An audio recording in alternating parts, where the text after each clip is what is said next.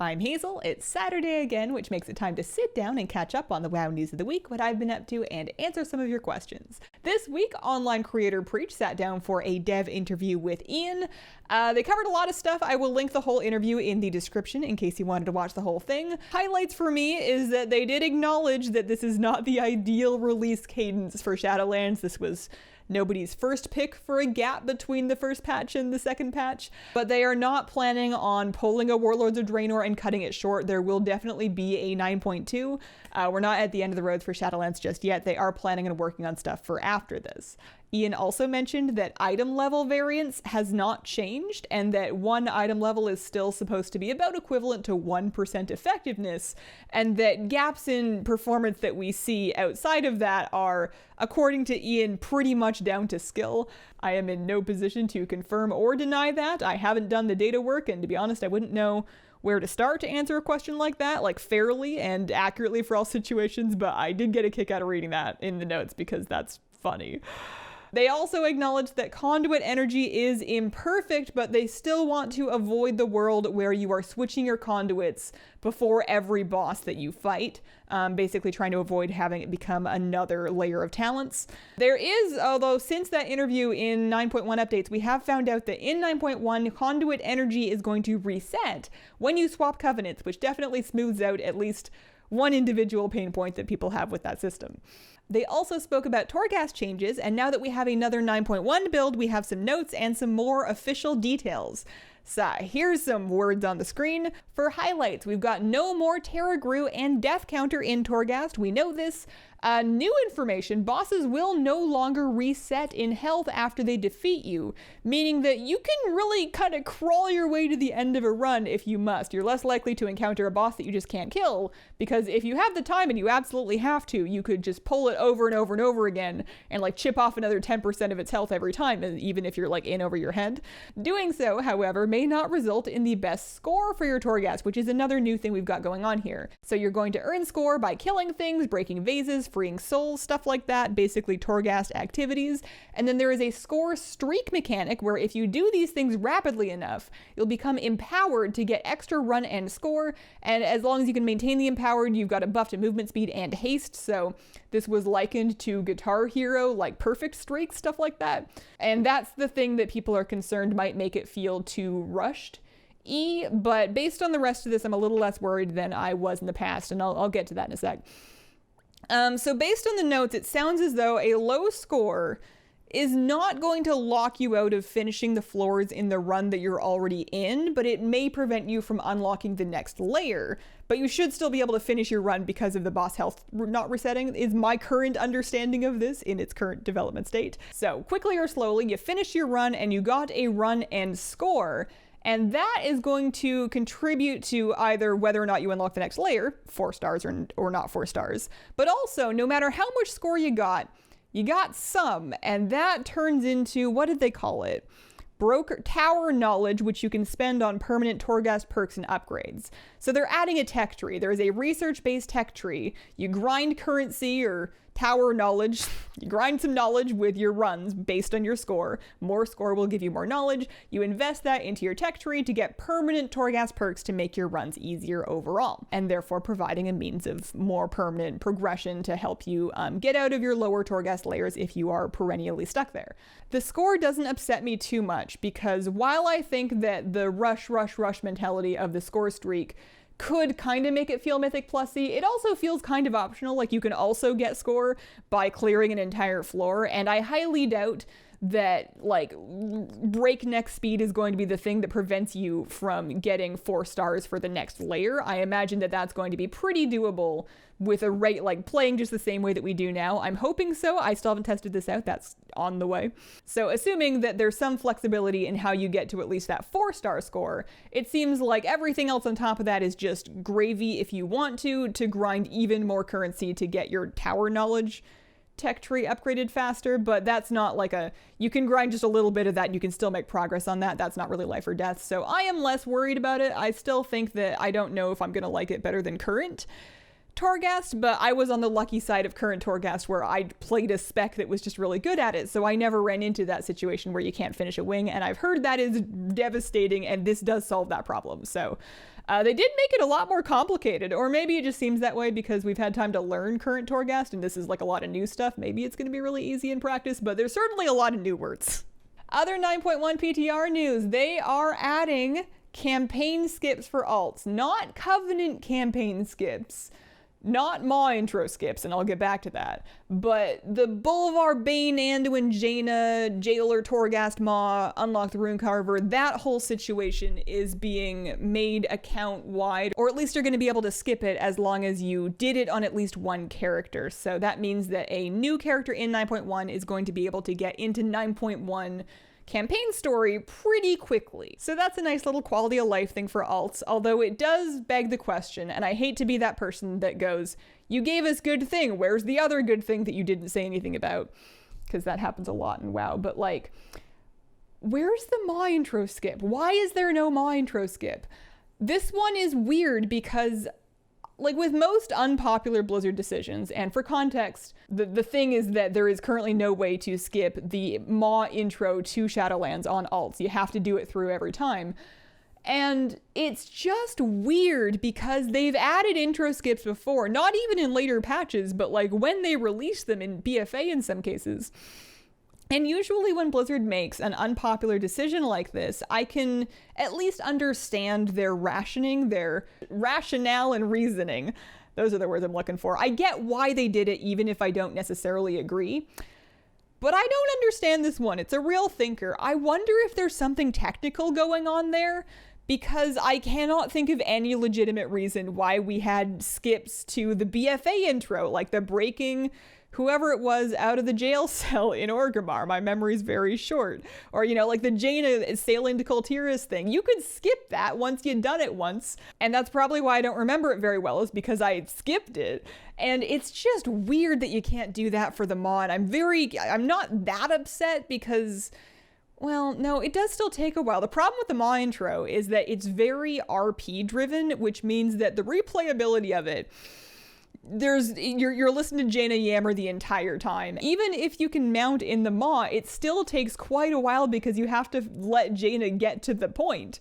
I'll drop it, but I just don't understand, I think, is where I'm stuck with that one. Other news updates for 9.1, we now know that PvP item upgrades will require at least one weekly win to stay eligible to upgrade to a certain threshold. So for example, in the past, somebody could get to 2.1k rating once, drop back down to their normal rating, but then for the rest of the season, they would be able to continue upgrading their gear to item level, whatever it is that you unlock at that point. And now with this new change in 9.1, you are, in order to upgrade your gear to that level, you will have needed to have won a game at that rating in that week.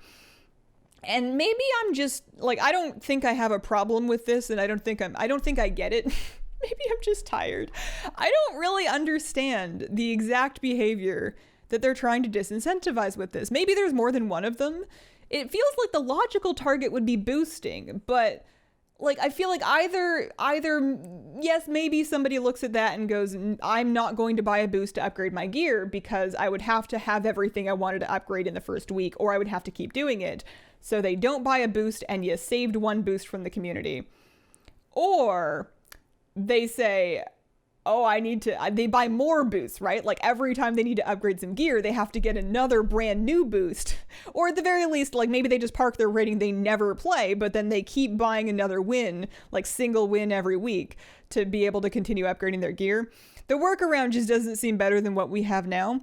The vaguely related place that my thoughts went with this one is and again, I could be just tired, but I don't really understand why it's so important for PvP gear to be higher item level with rating. It feels as though our system, while being better than the BFA PvP gear system, which I never fully understood is how bad it was. I looked at the bones of it and went, ugh, and like it was like an anemone that you don't think you should poke. This is better than that one, but it still feels like it is very, very, very complicated to try to make it work for everybody and solve a bunch of problems that I feel like we are overvaluing. Like, I don't think that you need to bribe PvPers with gear to get them to want to climb rating. I think people climb rating because they want rating. And, you know, like the trophies and the prestige that go along with that. Maybe I'm crazy. Maybe I am out of touch. That's just a fact. I am in touch with very few things. But I feel like I remember a world where there was conquest gear and that was one thing. And there was honor gear below that, and that was the starter stuff. And that was it. And people did still PvP. So was that Warlords? Is that how Warlords worked? Warlords was a long time ago. Other stuff, some Maw Cloak Appearances have been data mined off the PTR. They look like this, fancy. Fellow creator Mr. GM reported getting one from the Tormentors of Torghast Maw event, which is kind of like a new version of Wrath of the Jailer, and indeed is going to alternate uptime with Wrath of the Jailer. There are lots of colors data mined for these, so it is likely that there's going to be multiple sources. In my life in WoW this week, I have reached the point in Path of Ascension where it has gotten difficult. And I have a complaint. I'm complaining a lot today. I have a complaint, and my complaint is that it feels like I don't mind Path of Ascension being difficult. It's fun to have challenges to work towards and overcome. I don't hate the bash your head against it until you finally get better and overcome the challenge style of gameplay. It's very Dark Souls. I like that. What I don't like about it is the smash your head into it until you become a better gamer, combined with token entry, the medallions of service. Like, I have lots of medallions of service. I have 200 plus medallions of service. I get them from stuff. I am in no danger of running out. But the thought that I could run out makes me so anxious that I don't want to log in and even try to spend any, because it feels so bad to fail when I've not only failed and then had a Kyrian talk to me about humility, but then you've also lost an entry token that you know you had to farm from something. The concept of a world where I am so bad and also determined to have burned through 240 medallions of service, and that version of me, horrid and shriveled and, you know, tenacious as she is, you're gonna cut her off? You're gonna tell her that she's too bad and that she has to go do unrelated activities, many of them time-gated unrelated activities to grind medallions of service? I think I'm just in a salty mood, and I'm gonna keep doing Path of Ascension regardless, because there's this set of dark Forsworn colored wing Mog, and I need that, so I'm gonna suffer my way through it.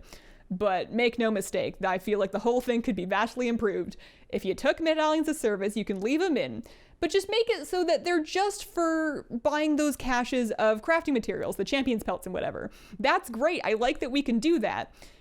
I could live with a world where they're just for that, and that the only thing I had to lose for failing in Path of Ascension was some time. That would be fine by me. Just putting it out in the world. Questions from this week. Gloria wants to know, what is the max level item in 9.1? Currently, a 210 to 220 alt feels pretty good. So I don't know if it's going to go higher than this from other sources, because I don't know, PvP gear was really good in the first season, and I haven't kept up with what's going on with that. But I will tell you that Mythic raid gear in 9.1 is item level 252 for most of the raid, with the last two bosses dropping 259 stuff. The current alt that you're talking about that's kind of 210 to 220 is going to be in heroic-ish gear. So the 9.1 analog to that is going to be item level 240-ish. Estelle asks, how does someone first start with pet battles? I want to do them, but every time I find pets in the wild, they're way too high leveled. I've just been sitting around fighting lizards in Orgrimmar, which doesn't feel very efficient. I have so much admiration for the lizard fighting hustle. There's a couple ways to do it, but what I've been recommending to people these days is take your level 1 pets and fight BFA world quests and Shadowlands world quests that offer pet charms, because they will scale down to your level. You might need to trial and error which of your level 1 pets that you're using, but you should be able to scrape yourself through a couple of world quests, and once you have 60 polished pet charms, you can buy yourself an ultimate battle upgrade stone, level a pet up to 25, and once you have 1 pet at 25, you can buy more 25 pets off the auction house, or you can just keep repeating that process until you have enough 25s to start doing the world quest properly, and then grinding up more of them. Or, you know, your first 2 pets that you level, maybe you pick 2 that are good for Super Squirt leveling. Check out the Super Squirt leveling guide, wait for a Super Squirt day, and then you can level an extra 150 pets in one day so that you have enough for all of the strategies. That would be how I would start if I was going to start from scratch today. The game does not tell you that, though. There's nothing in the game to indicate to a brand new player that the new world quests are going to scale down to your level. You just got to basically try them and find out. But you try them and find out. You should be able to do it. And Sin wants to know, I have never done any Mythic dungeons, and I would really love to be able to get into them in Shadowlands. They seem to be intimidating. I don't know where to start. So what you're looking to do in the community is called a Mythic 0. So that's what you're going to want to find a group for. There is no LFG for them, and there's also no teleport for them. So what you want to do is you want to go to the instance entrance. You could just wait for a summon, but the eager beaver thing to do, or at least what I try to do, is to actually fly out to the entrance so I can help summon people, and then either join or create your own group in the pre-made group finder. So if you go into the dungeon section and you're looking for Mythic 0, that's what you're after. The mechanics are going to be a little different than what you see in normal and heroic. There is usually at least one extra mythic mechanic per fight, and the boss videos that I have for those dungeons on my YouTube channel will show you what that basic mechanic looks like, so that you shouldn't be too surprised by the bosses. So what I would do if you're nervous is head out to the stone, try to find a group or list one yourself, and then just watch the video real quick. You can bump up the speed if I'm dragging on, just to get an idea of what the fights are going to look like, but it is not drastically different than the pace of a heroic dungeon, especially if you get people that are in semi-reasonable, like 200 plus item level these days. So definitely nerve-wracking at first. You're not alone to feel like that, but should be pretty doable. So that has been the week. Thank you very much for watching. If you have a question you would like me to answer in a news video, please include it in the comments of the most recent one and include the word question. Thanks very much, and I hope you have a wonderful, wonderful day.